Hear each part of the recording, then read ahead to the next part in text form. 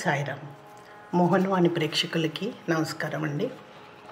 ఏకాదశ సూత్రాల్లో 6వదైన సమాధి నుండే నా మనుష్య శరీరం మాట్లాడును అనే దాని గురించి ఈరోజు వివరణ.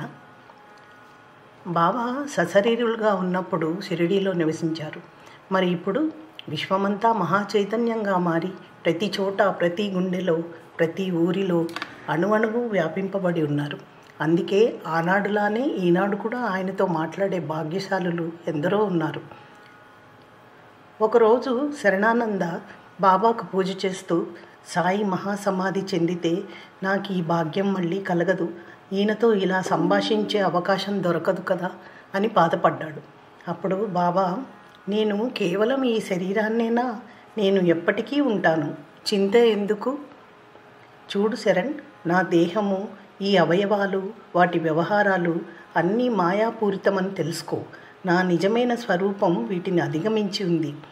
నా ఈ మాయా వ్యవహారం ద్వారా నీకెంత అవసరమో, ఎంత ఉపయుక్తమో అంతే చెప్తాను, అంతే చూపుతాను. అంతవరకే నువ్వు చూస్తున్నావు. అందువల్ల నీ భావమంతా లౌకికంగా ఇక్కడే ఉండిపోయింది. అవన్నీ మాయ అని తెలుసుకుని వదిలేయి. నీవు సంసారంలోనే ఉండాలి అనుకుంటే ఆ దృష్టితోనే వ్యవహారాలు చెయ్యి. నీవు నా అసలు స్వరూపాన్ని గుర్తించాలంటే ఈ మాయా శరీరాన్ని, దాని వ్యవహారాలని, నిజమన్న భ్రమను వదిలేయి. వ్యవహారాలన్నిటికీ అవతల మనసు, బుద్ధి, వాక్లకు అగోచరం, అగమ్యంగా ఉన్న సర్వవ్యాపక, సర్వజ్ఞ, అంతర్యామి విశ్వానికి కర్త, హర్త అయిన వాడిని నేనే అన్న జ్ఞానంతో దానిని గుర్తించుకొని కర్మను చేస్తుండు అని తెలిపారు. దేహాత్మభావంతో ఉన్న మనం గురువును కూడా దేహంగానే భావిస్తాం తప్ప ఆయన్ని పరంబ్రహ్మమని గుర్తించలేము. బాబా నా సమాధి నుండే మాట్లాడతానన్నారు కదా, ఎలా మాట్లాడతారు? మనం ఎలా మాట్లాడగలం?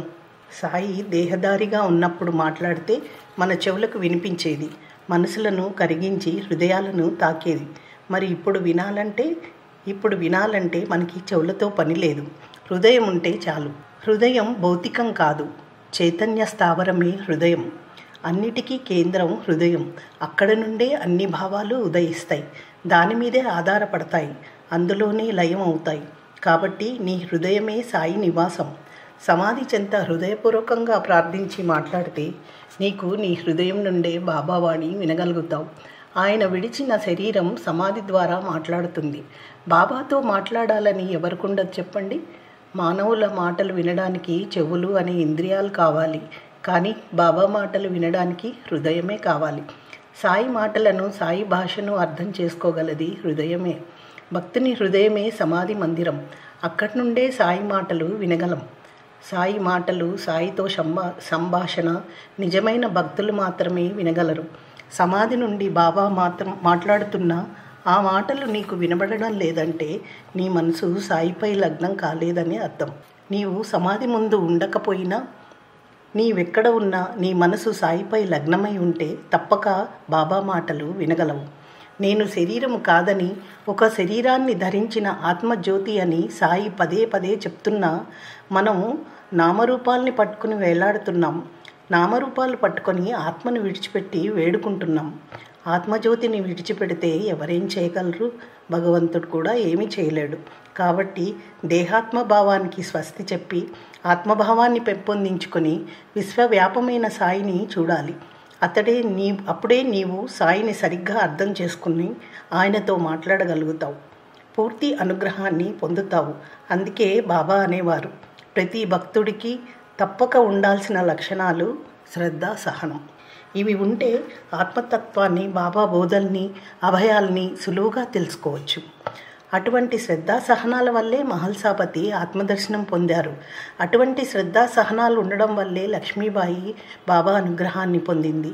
అటువంటి శ్రద్ధా సహనాల వల్లే శ్యామ ఎన్నో గండాల నుంచి తప్పించుకొని బాబా ప్రేమకి పాత్రుడయ్యాడు.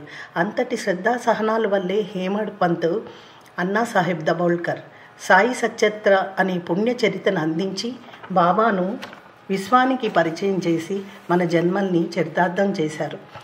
అలా చరితార్థం చేసి బాబాతో పాటు ఆయన కూడా ఆ చంద్రతారార్కం నిలిచిపోయారు. ఇలా ఎంతోమంది భక్తులు తరించబడ్డారు.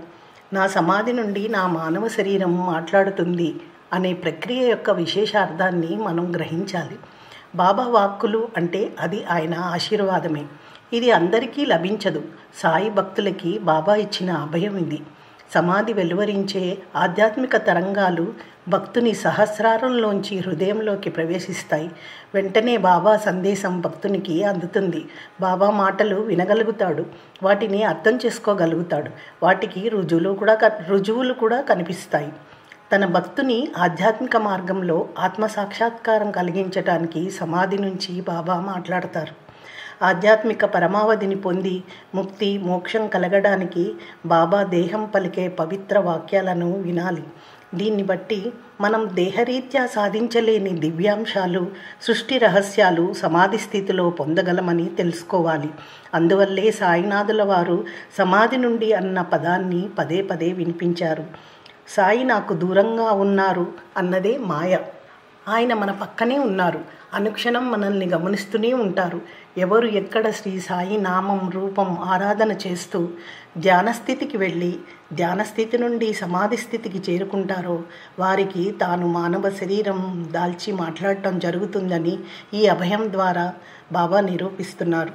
నా సమాధి పలుకుతుంది అన్న బాబా మాట ఎంత నిజమో ప్రత్యక్షంగా తెలుసుకోవడానికి మద్రాసు నుంచి శ్రీ పండ్రిమలై అన్న స్వామీజీ ఒకరు 1979వ సంవత్సరంలో షిరిడి వెళ్ళారు. ఈయన సిద్ధపురుషులు. షిరిడి వెళ్ళి బాబా సమాధి దర్శించి ప్రదక్షిణలు చేసి బాబాతో మాట్లాడటం మొదలుపెట్టారు. అందరూ చూస్తుండగానే వారి సంభాషణ జరిగింది. దాంతో బాబా సజీవంగా ఉన్నట్లు రుజువు కాగా అందరూ చూస్తుండగానే బాబా ఇచ్చిన ప్రసాదాలు సమాధి నుండి పైకి రావటం జరిగింది. ఆ ప్రసాదాలను ఆ స్వామీజీ భక్తులకు పంచిపెట్టారు. ఈ వివరాలను 1980వ సంవత్సరంలో ప్రచురించబడిన లైట్ ఆఫ్ పండ్రిమలై అనే పుస్తకంలో ఉంది. ఇదే అంశాన్ని లాయర్పేట ఒంగోలు వారి సాయిబాబా పక్షపత్రికలో 16 జనవరి 1996 సంచికలో ప్రచురించబడింది.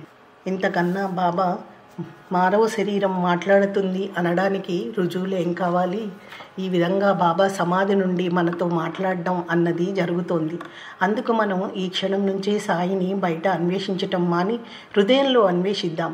శరీరమే షిరిడీగా మలచి శాంతి స్థానమైన హృదయపీఠంపై బాబాని ప్రతిష్ఠించుకొని ఆయనతో నిరంతరం మాట్లాడదాం.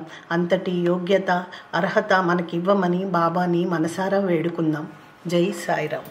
ఇంతవరకు మన ఛానల్కి ఎవరైనా సబ్స్క్రైబ్ చేసుకోకపోతే ఇప్పుడే ఈ క్షణమే సబ్స్క్రైబ్ చేసుకుని ఆ పక్క నుండి బెల్ బటన్ మ్రోగించి మమ్మల్ని ప్రోత్సహిస్తారని మనస్ఫూర్తిగా కోరుకుంటూ సర్వేజన సుఖినో భవంతు, లోకా సమస్త సుఖినో భవంతు.